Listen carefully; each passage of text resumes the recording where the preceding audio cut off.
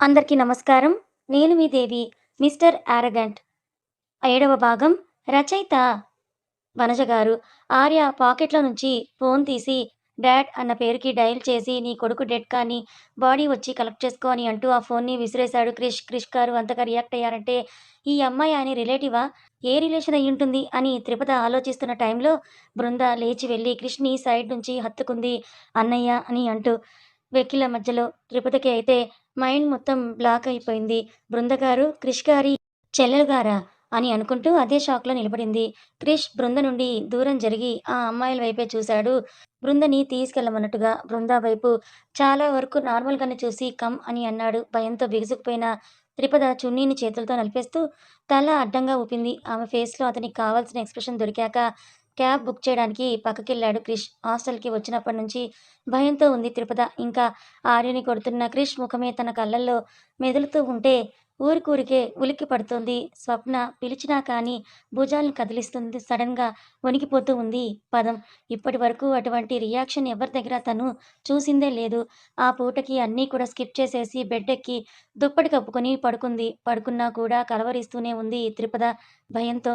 మహిత త్రిపద నెంబర్‌కి కాల్ చేసి తను లిఫ్ట్ చేయకపోవడంతో డిసప్పాయింట్ అయిపోయి అలాగే పడుకొని అబ్బా! అక్క ఫోన్ లిఫ్ట్ చేయడం లేదేంటి? చదువుకుంటుందేమో! అయినా అక్క తెల్లారుజామున కదా ఎక్కువగా చదివేది అని అనుకుంటూ నిద్రపోయిందేమోలే అని తను కూడా కళ్ళు మూసుకుంది మహిత. క్రిష్ గారు అంటూ అక్క ఒకటే జపం చేస్తోంది. తను చెప్పిందాన్ని బట్టి ఆ అబ్బాయి ఓ రేంజ్‌లో ఉంటాడేమో అని ఈ క్రిష్‌ని 'క్రిష్ 2', 'క్రిష్ 3' మూవీలో హీరోతో కంపేర్ చేస్తూ కలల్లో ఊహించేసుకుంటూ శుభ్రంగా పడుకుంది మహిత. తెల్లారి 6:30 అయినా లేవలేదు మన త్రిపద. పాపం క్రిష్ బాబు అంతగా తనని భయపెట్టేశాడు మరి. త్రిపద కాలేజ్‌కి టైమవుతోంది లెగు. స్వప్న గారు నాకు భయంగా ఉందండి. ఈరోజు నేను కాలేజ్‌కి రాలేను వణుకుతూ చెప్పింది త్రిపద. ఏమైంది త్రిపద?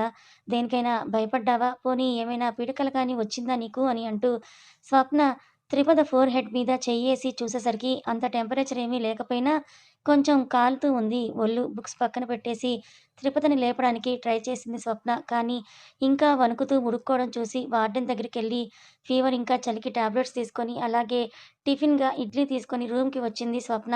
తనే లేపి ముఖం కడిగించి ఇడ్లీ తిన్నాక టాబ్లెట్ వేశాక మళ్ళీ పడక వేసేసింది త్రిపదం. నిన్న అంత దగ్గరగా వచ్చి ఏదేదో వాగి వెళ్ళిపోయాడు ఆ పృథ్వీ. వాడి సంగతేంటో తేల్చుకోవాలి. కానీ ఈరోజు కుదరలేదు అనుకుంటూ హెడ్ ఫోన్స్ పెట్టుకొని త్రిపద పక్కనే సెటిల్ అయిపోయింది స్వప్న కూడా. తనని చూసుకుంటూ స్వప్న కూడా కాలేజ్‌కి డుమ్మా కొట్టి ఏంట్రా అంతగా గేట్ వైపు చూస్తున్నావు?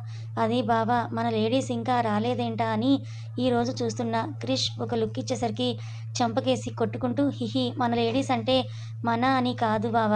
లేడీస్ అని. లేడీస్ ఎవరికైనా లేడీసే కదా బావ. లేడీస్ ఫస్ట్ అని ఒక కోట్ కూడా ఉంది. బస్‌లో లేడీస్ సీట్ అని రాస్తారు. ఆ లేడీస్ బావ అని అంటూ ఏం వాగుతున్నాడో కూడా తెలియనంతగా వాగేస్తూ ఉన్నాడు పృథ్వీ. నీ అయ్య పొద్దున్నే పిచ్చి కుక్క గాని ఏమైనా కరిచిందా నిన్ను? మూసుకొని క్లాస్‌కి పద టైమవుతోంది అని అంటూ క్రిష్ ముందుకు వెళ్ళిపోతుంటే ఈ స్వప్న నిన్న అంత దగ్గరగా వచ్చి లేనిపోని ఫీలింగ్ ఏదేదో కలిగించి ఈరోజు కాలేజీకి రాలేదేంటిది అని అనుకుంటూ గేట్ వంక చూస్తూనే కాలేజీలోకి క్లాస్‌లోకి వెళ్ళిపోయాడు పృథ్వీ. మన క్రిష్ బాబు హాస్టల్‌లో జరిగిన సిట్యుయేషన్‌ని ముందే ఎస్టిమేట్ చేసి నిమ్మలంగా నిండు కుండలాగా ఉండిపోయాడు. దూరంగా ఉండు అంటే నీకు అర్థం కాదుగా పదం. అందుకే ఆ మాత్రం డోస్ ఇచ్చా. ఇంక నువ్వు ఈ కాలేజ్ అయిపోయే వరకు నా ఫేస్ కాదు కదా పేరు కూడా తలుచుకోవాలన్నా వనకాలి అని అనుకుంటూ క్లాస్ వినడంలో బిజీ అయిపోయాడు క్రిష్. ఒసేయ్ మహిత ఈ రోజైనా చెప్పవే త్రిపు నెంబర్. ఇప్పటికే వారం నుంచి నీ తిండి కోరికలన్నీ నాతో తీర్చుకుంటున్నావు. హుహు. ఉండండి బావగారు. మరేమో అక్క ఉంటే చాలా వెరైటీలు చేసి పెట్టేది. ఇప్పుడు అమ్మ రొటీన్‌వి తప్ప భిన్నంగా ఏమీ చేయడం లేదంటూ ప్రమోద్ ఆర్డర్ చేసిన చిల్లీ గోబీని స్పోర్క్‌తో గుచ్చుతూ చెప్పింది మహిత. నాకో డౌట్‌నే. దాందేముంది బావగారు బేషుగ్గా అడగండి. ఇంత తింటున్నావే మరి త్రిపు కంటే అంత బక్కగా ఉంటావేంటే నువ్వు? అది ఏది సీక్రెట్ బావగారు చెప్పకూడదు ఎవరికీ. నీకు బాగా ఎక్కువయిందే. అవును బావగారు. ఈ గోబీ బాగా ఎక్కువైంది. ఇంకా నా ఫ్రెండ్‌కి ఇచ్చేస్తున్నా. మీరు నన్ను ఒకటి అడిగారు కదా! నేను కూడా ఒకటి అడగనా? వద్దు అంటే ఆగే రకమా? ఆపే కొద్దీ డబుల్ స్పీడ్‌తో వచ్చే రకంవి నువ్వు. కానీ ఛీ! పొగడ్తలాపండి బావగారు. మీకు మద్యపానం అలవాటుందా? దాంతో ఇప్పుడు నీకేం పని? అంటే సిటీలో జాబ్ చేసే అందరూ తాగుతారంట కదా! కనీసం బీరైనా అదేదో కోతిటైల్‌నో, కాకిటైల్‌నో అమ్మా తల్లి దాని పేరు నాశనం చేయకే. అది కాక్టెయిల్. అదే. పేరు తెలిసింది అంటే తాగుతారనే కదా! అప్పుడప్పుడు వీకెండ్స్‌లో లేక డిస్టర్బ్ అయినప్పుడు అమ్మో! బావగారు మీరు సిటీకి పోయి బాగా చెడిపోయారు. నేను శర్మ మావయ్య గారికి చెప్తాను ఆగండి. ఏయ్! దెబ్బలు పడతాయి నాన్నగారికి చెప్పావంటే. అయితే నాకింకో 10 రోజులు నేను అడిగినవి ఆర్డర్ పెట్టేయండి అని అంటూ ఫోన్ పెట్టేసి, మంచి పాయింట్ దొరికిందిగా బావ చెప్తా నీ పని అని కిలకిలా నవ్వింది మహిత. అమ్మని పోయి ఈ వాగుడుకాయ దగ్గరే నేను ఇలా బుక్కయ్యానేంటి? ఏంటో ఇంకా 10 రోజులు దీన్ని మేపాలంటే నా జీతంలో ఎంత మిగులుతుందో అని అంటూ కాలిక్యులేట్ చేసే పనిలో పడిపోయాడు ప్రమోద్. ఆగవే కాలమా అంటే ఆశ, దోస, అప్పడం, వడ అని గిర్రున తిరిగి ఎంటెక్ ఫ్రెషర్స్ డే రోజు తీసుకొచ్చేసింది. ఏయ్ పదం! 2 రోజులు క్రిస్సర్ జపం చేశావు కదే! ఇప్పుడేంటి ఇలా దొంగచాటుగా చూసుకుంటూ ఉన్నావు? లెహెంగా వేసుకున్న స్వప్న అడిగింది. లంగా ఓణీ వేసుకున్న ముద్ద మందార పువ్వుని. ఊరుకోండి స్వప్న గారు. అమ్మో! క్రిష్ గారిని ఆ రోజు తర్వాత దగ్గరగా చూడాలి అంటేనే నాకు వణుకు పుడుతోంది అని అంటూ స్టేజీ దగ్గర అరేంజ్మెంట్స్ చేస్తూ ఉన్న క్రిష్‌ని చూసుకుంటూ ఉంది మన పదం. అంత భయపడ్డప్పుడు మరి చూడటం దేనికే? ఎందుకో స్వప్న గారు చూస్తేనే బావుంది. చూసుకో అమ్మా! బాగా చూసుకో. కోపంగా ఉన్న పులిని చూడాలి అని నాకు అంత ఆశగా లేదు. నేను పోయి ఈ పృథ్వీ ఎక్కడున్నాడో వెతుక్కుంటా అని అంటూ పదం దగ్గర మాయమయ్యి పృథ్వీ పక్కనే తేలింది. ఏంటి మేడంకి ఇప్పుడు కళ్ళకు కనిపించామా మేము? వెటకారంగా అన్నాడు పృథ్వీ. అంత లేదు. త్రిపద ఎందుకో క్రిష్ గారిని చూస్తేనే భయపడుతోంది. అది రాలేదు. దాంతోపాటు నేను కూడా రాలేదు. అయినా నా హార్ట్‌లో బటర్‌ఫ్లైస్ ఎగరవేసి ఇన్ని రోజులు కనపడకుండా పోతావా అని నువ్వు స్వప్న నేనేం చేశాను పృథ్వీ? నీ హెడ్‌తో నా హెడ్‌ని టచ్ చేసి ఫస్ట్ టచ్‌కే హీట్ పుట్టించి పారిపోయావు కదే! ఇదిగో హీట్ గ్రీజర్ అని ఏవేవో మాట్లాడుతున్నావు నువ్వు. నేను పోతున్నా పో అని అంటూ స్వప్న అక్కడి నుంచి వెళ్ళిపోతే ఎక్కడికి వెళ్ళేది? కాస్త తట్టుకో పిల్ల అని స్వప్నని ఆపేశాడు పృథ్వీ. మన క్రిష్ పదం దగ్గరికి పోతే అన్నీ అరేంజ్మెంట్స్ అయిపోయి క్రిష్ సైడ్ అయిపోతే వినాయకుడి సాంగ్ పాడటానికి స్టేజి ఎక్కింది త్రిపద. మహాగణపతిం మహాగణపతిం మహాగణపతిం మనసా స్మరామి. ముందే లిస్ట్‌లో ఆ నేమ్ చూసిన క్రిష్ త్రిపద పాట ఉందని తెలిసి కూడా సైడ్‌కి హైడై నిలబడ్డాడు. కానీ ఆమె స్వరానికి మైమరిచిపోతూ ముందుకి వచ్చేసరికి వంగపువ్వు ఆకాశం కలర్ లంగా ఓణీలో దర్శనమిచ్చింది మన ముద్దుగుమ్మ. పాట అయిపోయి అందరు చప్పట్లు అందుకుని ఇంకో వైపు నుంచి కిందకు దిగేసరికి ఆమె కోసమే ఒక చెయ్యి ఉంటుంది. అదే చెయ్యి ఆమె నడుం చుట్టూ అల్లుకొని పక్కనే ఖాళీగా ఉన్న రూమ్‌లో వాల్‌కి లాక్ చేసేసింది. క్షణంలో జరిగిన దానికి త్రిపద షాకై చూస్తుంటే ఆ హ్యాండ్‌కి ఓనర్ అయిన క్రిష్ సూటిగా చూస్తున్నాడు త్రిపదని. క్రిష్ గారు మీరేనా అంది అప్పుడే కళ్ళు తెరిచి చూస్తూ. నేను కాక ఇంకెవరు? కళ్ళు బాగానే కనిపిస్తున్నాయిగా పదం. మరే నా కళ్ళకి గంతలున్నాయిగా కనిపించకుండా ఉండటానికి. నీకు వెటకారం కొంచెం ఎక్కువే కదా ఆవకాయ జాడి. నేను ఆవకాయ జాడినా? అంటే అంత లావుగా ఉన్నానా క్రిష్ గారు? నేను ఏడుపు మొహం పెట్టుకుని చెప్పింది త్రిపద తను ఉన్న పొజిషన్‌ని చూసుకోకుండా. యస్ అన్నాడు క్రిష్ తాపీగా అతనున్న పొజిషన్‌ని మాత్రం ఏ మార్పులు చేయకుండా. క్రిష్ గారు మిమ్మల్ని అని అంటూ క్రిష్ మీదకి వెళ్ళి ఉన్న సెంటీమీటర్ దూరం కూడా దగ్గర చేసి సడన్‌గా ఆగిపోయింది పదం. ఏంటి చెప్పు పదం నన్ను అని క్రిష్ అదోలా చూసేసరికి ఏం లేదంది. ఆమె పరువాలు అతని ఛాతీకి తగలడంతో బిగుసుకుపోయింది మన త్రిపద. ఏంటి నన్ను అంటున్నావు? ఏం చేస్తావేంటి అంటూ ఆమె నడుము చుట్టూ చెయ్యేసి పట్టుకున్నాడు క్రిష్. ఒకవైపు ఓణీ ఉన్న ఇంకోవైపు డైరెక్ట్‌గా నడుము టచ్ అవ్వడంతో కళ్ళు పెద్దవి చేసి చూస్తోంది త్రిపద. క్రిష్ గారు అంటూ ముద్దుగా మాట్లాడుతుంటే చెప్పు పదం అంటూ క్రిష్ తన ఫేస్‌ని త్రిపద ఫేస్‌కి టచ్ అయ్యేలాగా తీసుకొనొచ్చాడు. ఇప్పటి వరకు ఎరగని స్పర్శ తనని సరికొత్తగా చేరుతుంటే పదాలు వెతుక్కుంటోంది మన పదం. ఆమె కుడిపక్క భుజం మీద ఫేస్ నిలిపి కాస్త కిందకి వంచి గుండెల నిండుగా ఆమె నుండి వచ్చే పరిమళాన్ని ఆస్వాదిస్తున్నాడు క్రిష్. ఖాళీగా ఉన్న చేతులు ఊరికే ఉండగా ఎడమ చేత్తో క్రిష్ ఫేస్‌ని ఇంకా తనకే సదుముకుంటూ కళ్ళు మూసుకుంది త్రిపద. కంగారు కాదది. ఇంకేదో భావన. సెక్యూర్డ్ ప్లేస్‌లా అనిపిస్తోంది తనకి. ఆమె శరీర పరిమళాన్ని చూస్తున్న అతనికి జడలో నుంచి తప్పించుకున్న కొన్ని వెంట్రుకలు క్రిష్ ముందు పడుతుంటే వాటిని తాకకముందే సాంబ్రాణి వాసన గుప్పుమని తాకింది. క్రిష్ గారు అంటూ ముందున్న భయం ఆచిపోయి పిలిచింది త్రిపద. అంటున్నాడే తప్ప అస్సలు కదలడం లేదు క్రిష్. అసలు ఆ రోజు ఫైటింగ్లో చూసిన కృష్ణేనా అనిపిస్తున్నాడు త్రిపదకైతే. ఎలా అంతసేపు ఉన్నాడో తనకు కూడా తెలియదు. బయట నుంచి మాత్రం డీజే సౌండ్స్, సాంగ్స్, అరుపులన్నీ వినిపిస్తున్నాయి కానీ అవేవి క్రిష్కి వినిపించడం లేదు. మొత్తం త్రిపద శరీర సుగంధాలలో తేలియాడుతున్నాడు. అప్పటి నుంచి చూసుకోలేదు కానీ క్రిష్ త్రిపద నడుము మీద చెయ్యి వేసి దాన్ని కాస్త సవరదీస్తూ సడన్గా నొక్కేసరికి కీచుగా అరిచింది త్రిపద. ఎవరో లాగేసినట్టు ఆ శబ్దానికి డిస్టర్బ్ అయి మొహాన్ని త్రిపద ఫేస్కి ఎదురుగా తెచ్చాడు క్రిష్. మూస్తూ తెరుస్తున్న ఆమె కనులు, ఎర్రగా అయిన ముక్కు, ముద్దుగా మెరిసిపోతున్న ముక్కు పుడక, చెంపల కిందగా గంధం రాసుంది కానీ ఆమె బుగ్గలు ఎర్రటి గోరింటాకును చూపిస్తున్నాయి. చివరిగా అతన్ని స్థానువుగా ఊహించలేని ఆమె పెదవులు తడి ఆరిపోతోంది.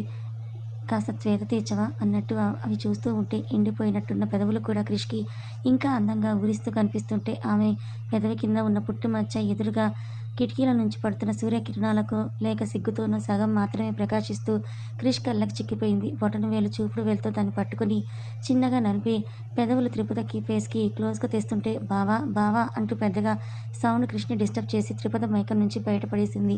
ఎంతకీ లోపల తలుపు తీయకపోవడంతో దాన్ని తోసేస్తూ లోపలికి వచ్చేశాడు పృథ్వీ.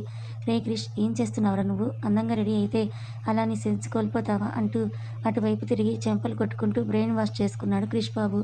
తలుపు ఓపెన్ అయ్యేసరికి త్రిపద సరిగ్గా నిలబడితే ఇద్దరిని ఒకే రూమ్లో చూసి కనుగుడ్లు కోడిగుడ్లంతా చేసి చూస్తూ ఉండిపోయాడు పృథ్వీ. ఏంటి బే చిరాగ్గా క్రిష్. అది బావా నువ్వు త్రిపద అని నత్తుని పలుకుతున్న పృథ్వీ మాడ మీద ఒకటిచ్చి నీ లొల్లేంద్ర అన్నాడు. నాదా లొల్లి బావా? ఏం లేదు నువ్వు కనిపించలేదని అన్ని రూమ్స్ వెతుక్కుంటూ ఇటొచ్చా. నీకు పనుంటే చెప్పు, నేను వెళ్ళిపోతా అని పృథ్వీ అనేసరికి అది కూడా ఇంటెన్స్డ్గా ఒక చూపు చూసి బయటకు వెళ్ళిపోయాడు క్రిష్. అప్పటి వరకు నక్కి నక్కి బయట ఉన్న స్వప్న క్రిష్ వెళ్ళిపోగానే ఒసే త్రిపద ఏమైంది అంటూ వచ్చింది. ఏం కాలేదు స్వప్న గారు. మరి ఆ చెమటలేంటి? అదా ఉక్కగా ఉంది కదా స్వప్న గారు. చెమటలు పట్టడం సహజం కదండి. ఆషాఢ మాసంలో ఉక్కలేంటి పిచ్చి. అయ్యో ఆషాఢం కాదు స్వప్న గారు, మొన్నే అమావాస్య అయిపోయింది. అదేనండి, నేను మన రూమ్కి నిమ్మకాయ దిష్టి తీశాను కదా మొన్న. ఆ రోజు ఆషాఢ మాసం పూర్తయి శ్రావణం వచ్చిందండి. త్రిపద చెప్పిన దానికి పృథ్వీకి పిచ్చెక్కిపోతుంటే ఏహే ఈ మాసాలు కాదు. నువ్వు ఈ రూమ్లో ఏం చేస్తున్నావు? పైగా క్రిష్ సార్ కూడా ఉన్నారు. అసలు గంట నుంచి ఏం జరిగింది? ఒక కంటితో ఓరగా చూస్తూ అడిగింది స్వప్న. ఏం జరిగింది? ఆయన ముఖానికి సున్నిపిండి రాస్తావా, వెంట్రుకలకు సాంబ్రాణి వేస్తావా అని అడిగాడు. నేను చెప్పాను అంటూ క్రిష్ తన శరీర సువాసనని, కురులని తాకడాన్ని బట్టి తనే డెసిషన్ తీసుకొని చెప్పేసి ఫంక్షన్ అయిపోయింది స్వప్న గారు. పాలకోవ స్వీట్ ఇస్తున్నారంటూ స్వప్నం తోసుకుంటూ పృథ్వీకి తగలకుండా ఇద్దరి మధ్యలో నుంచి తుర్రుమంది త్రిపద. పిచ్చోళ్ళలా మిగిలి ఒకరి మొహాలొకరు చూసుకుంటుంటే పద పాలకోవా అంట తిందాం అంటూ స్వప్నకి లాక్కుని పోయాడు పృథ్వీ. క్రిష్ కోసం కూడా ఇంకో పీస్ తీసుకొని అతను ఎక్కడుంటాడో గెస్ కొడుతూ క్యాంటీన్ వైపుకు మళ్ళింది త్రిపద. ఫేస్ వాష్ అప్పుడే చేసుకున్నట్టుగా క్లియర్గా తెలుస్తోంది. క్రిష్ మొహం మీద నీటి ముత్యాలు అలాగే ఉండడంతో ఒక చైర్లో కూర్చొని సుదీర్ఘ ఆలోచనలో ఉన్నట్టున్నాడు క్రిష్. అతన్ని కదిలించడం ఇష్టం లేక తనే సైలెంట్గా వెళ్ళి ఒక పక్కన కూర్చుని త్రిపద. ఆమె వచ్చింది కూడా అతను స్పందించకపోవడంతో ఉక్రోషంతో అంటూ రాని దగ్గు తగ్గింది త్రిపద. ఒక కన్ను పైకెత్తి ఆమెను చూస్తూ మళ్ళీ మొహం పక్కకు తిప్పేశాడు క్రిష్. పాలకోవా గారు, మీరు నాతో మాట్లాడరా? నాపై కోపం అంటారా అంటూ చేతిలో ఉన్న కోవా పీసెస్ని దూరం దగ్గరగా జరుపుతూ ఓరగా క్రిష్ని చూసింది. ఆమె చేసే విన్యాసాలు ఒక కంట కనిపెడుతూ సైలెంట్గా ఉన్నాడు క్రిష్. క్రిష్ గారు అని అరిచింది త్రిపద. ఎంతకీ క్రిష్ రెస్పాండ్ అవ్వకపోవడంతో ఆమె వైపు చూశాడు క్రిష్ ఏంటన్నట్టుగా. మీరు ఎందుకు నాతో మాట్లాడడం లేదు? మాట్లాడండి క్రిష్ గారు. నేను మీరు చెప్పినట్టే మీకు దూరంగా ఉన్నాను కదా. ఇచ్చిన పనిష్మెంట్ కూడా అయిపోయింది. అయినా క్రిష్ నుంచి మాట రాకపోవడంతో అలసి సొలసి ఇదిగో ఈ స్వీట్ మీకోసమే నేను తెచ్చాను, వద్దంటే తినేస్తాను చెప్తున్నా నేనే అంటూ అగ్రహారం పిల్లల దగ్గర వాగే చెత్త హైదరాబాద్ బిర్యానీ దగ్గర మాట్లాడేసింది మిస్ అగ్రహారం. తిను, ఇంకా డ్రమ్ అయిపోదు. అగ్రహారం డ్రమ్ స్టిక్లా అని క్రిష్ అనగానే అంటే క్రిష్ గారు నేను లావున్నా అంటున్నారా అంటూ లేచి క్రిష్ మీదకి వచ్చేసరికి అతని కాలు తట్టుకొని క్రిష్ వల్ల కుప్పలాగా పడిపోయి పాలకోవాని అప్పడం చేసేసింది. ఇద్దరి గుండెల మధ్యలో మన ఆవకాయ ఏడుపు ఫేస్ చూసి ఆటోమేటిక్గా బిర్యానీ పెదవులపై చిరుమందహాసం అలాంగ్ విత్ శాడిజం. ఆ గ్యాప్లో మన అగ్రహారం పోయిన పాలకోవా చూసుకున్న తప్ప తను ఎలా ఉందో చూసుకోలేదు పిచ్చి తల్లి. క్రిష్ గారు, మీకు నవ్వొస్తుందా? నా పాలకోవా పడిపోయిందండి. పదం, నీకు అసలు బ్రెయిన్ అనేది ఆ గాడ్ ఇవ్వలేదు అనుకుంటా కదా. అయినా పర్లేదు, బీటెక్ కంప్లీట్ చేసి ఎంటెక్ వరకు బాగానే వచ్చావు. క్రిష్ గారు, నాకు బ్రెయిన్ లేదంటారా? నా పర్సంటేజ్ తెలియక మీరు అలా మాట్లాడుతున్నారు. ఓహో అవునా, ఎంతేంటి ఆవకాయ్? 85 అండి అంటూ గర్వంగా చెప్పింది మన పదం. నాకు తెలిసి మీకంటే కొంచెం ఎక్కువే అనుకుంటా కదా క్రిష్ గారు. అదేంటోనండి నాకు చిన్నప్పటి నుంచి చదువంటే భలే ఇష్టం అంది. ఇంకా తన వాగుడు మొదలుపెడుతూ అవునవును పదం. నీకన్నా 10% ఎక్కువ. ఏంటి అదే అదే తక్కువ అంటూ ఇలాగే బాగుందా పదం? అలాగే ఉండిపోయావు అన్నాడు క్రిష్. అప్పుడు రియాలిటీలోకొస్తూ చూసుకునేసరికి తన పైట మీద పాలకోవా మరకలు, ఇంకా క్రిష్ షర్ట్ మీద కూడా ఉండడంతో అయ్యో! క్రిష్ గారు సారీ చూసుకోలేదు. నీకు అలవాటే కదా! కానివ్వు అంటూ త్రిపద బయట తీసుకొని తన షర్ట్‌ని తుడుచుకున్నాడు. క్రిష్ ఉచ్ బంగారం లాంటి పాలకోవా కింద పడిపోయింది క్రిష్ గారు అంది. ఇంకో పీస్ కింద పడిపోవడంతో ఉష్ ఇంత పిచ్చి పుల్లమవేంటి నువ్వు అని క్రిష్ అనగానే ఉడుక్కుంటూ చూసింది పదం. మధ్యలో నుండి ఆ కన్వర్జేషన్ చూసిన పృథ్వీ స్వప్న వాళ్ళ దగ్గరికి వెళ్తే స్వప్న ఆమడ దూరంలో ఆగిపోతే క్రిష్‌ని చూసి ఏంటి ఏంటి బా ఏం జరుగుతుంది ఇక్కడ అని అడిగాడు పృథ్వీ. నథింగ్ అని చెప్పి సెల్ ఫోన్‌కి కళ్ళప్పగించేశాడు క్రిష్ బాబు. త్రిపద ఇంకా మనం హాస్టల్‌కి వెళ్దామా అని అడిగింది స్వప్న. పదం క్రిష్ వంక చూస్తుంటే ఏ భావం లేకుండా అలాగే ఉన్నాడు క్రిష్ బాబు. క్రిష్ గారు వెళ్ళొస్తామండి అంది పిచ్చి పదం. Again no response from Krish Babu. Tripada ముందు కదలబోయి మళ్ళీ వెనక్కొచ్చి క్రిష్ గారు అని పిలిచింది చిన్నగా. ఏంటన్నట్టు ఒక ఐబ్రో రేజ్ చేశాడు క్రిష్. మరేమో రేపు శనివారం కదండీ! నన్ను గుడికి తీసుకెళ్తారా అని అడిగింది. అంటే పాప అప్పటినుంచి అడగాలనుకుంది కానీ అవ్వలేదు. పృథ్వీ బాబు భయంగా చూస్తున్నాడు క్రిష్ వంక. ఏంటి పదం రేపు స్పెషల్ మళ్ళీ వితౌట్ ఎక్స్‌ప్రెషన్ అడిగాడు క్రిష్. స్పెషల్ అంటూ ఏం లేదండి. మా అగ్రహారంలో గుడి ఉంది గదండీ! అక్కడ అందరి దేవుళ్ళున్నారు కదండీ! కానీ నేను రామాలయంలోనే ఎక్కువ సమయం కేటాయిస్తాను కదండీ! ఇంకా అక్కడ ప్రతి శనివారం ప్రసాదం పెడతారు అని త్రిపద తన ఫ్లోలో తను చెప్పుకొని పోతుంటే ఓహో! హోల్డ్ ఆన్ తీసుకువెళ్తాను రెడీగా ఉండు అంటూ క్రిష్ చెప్పేసరికి నిజంగానే క్రిష్ గారు నా మీద కోపం పోయిందా? అని అడిగింది. ఇలా రా అంటూ కళ్ళతోనే పిలిచి నీ మీద నాకేం కోపం లేదు కానీ నీకు తెలియకుండా చెప్పకుండా అక్కడికెప్పుడూ రావద్దు. ఈ హౌలేగాడిని అస్సలు అడగకు అని పృథ్వీ వంక చూశాడు క్రిష్. అంటూ త్రిపద తన గిర్రున నిలువుగా తిప్పితే పగలబడి నవ్వి క్రిష్ కంటికి చిక్కిపోయింది స్వప్న. పృథ్వీ మాత్రం కొరకొరా చూస్తున్నాడు స్వప్నని. ఆ చూపుకి నవ్వు ఆపేసి త్రిపద వెనక దాక్కుని అక్కడి నుంచి ఇద్దరూ చెక్కేశారు హాస్టల్‌కి. క్రిష్ నీతో నేను మాట్లాడాలి. స్టెప్స్ ఎక్కి తన రూమ్ వైపు వెళ్తున్న తల్లిని ఆపేశారు ప్రకాష్ గారు. వెనక్కి కూడా చూడకుండా చెప్పండి అన్నట్టు అక్కడే నిలబడ్డాడు క్రిష్. ఆర్యని ఎందుకు కొట్టావు? మరీ రక్తాలొచ్చేలా నెల రోజులు హాస్పిటల్ బెడ్ మీదనే ఉండాలంట. అంతగా ఎందుకు కొట్టావు క్రిష్? క్రిష్ ఏం మాట్లాడటం లేదు. సైలెంట్‌గానే ఉన్నాడు. నిన్నే క్రిష్ అడుగుతున్నది. అతను రేపో మాపో ఈ ఇంటికి కాబోయే అల్లుడు. వాళ్ళ నాన్న ఈ దేశంలో పేరున్న బిజినెస్ మ్యాన్. మన బృందను పెళ్లి చేసుకునే అతను.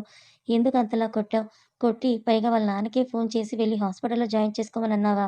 అని గొంతు రెట్టించి అడిగారు ప్రకాష్ గారు.